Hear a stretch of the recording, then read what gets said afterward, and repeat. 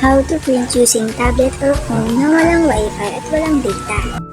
So first, ginamit ko lang tong USB OTG adapter na to at kinonect ko sa aking tablet. Then next, i-on lang natin ang settings nito sa ating phone or tablet. Piliin natin ang knockoff print. So dinownload ko lang, ganyan yung itsura niya sa App Store. Kung makikita nyo ito, naka-offline ako, wala akong wifi, wala akong data. Ganyan, pinili ko na kagad ang naka-print.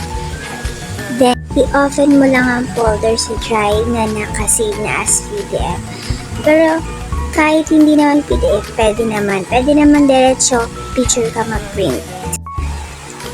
Dito, makikita mo sa settings na pwede ka mamili kung ilang copies, kung ilang page.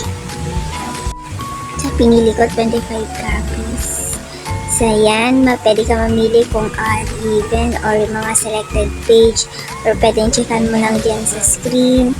Yan, pwede ka rin pumili ng color, pwedeng black or color. Yan, nakapag-print ka na.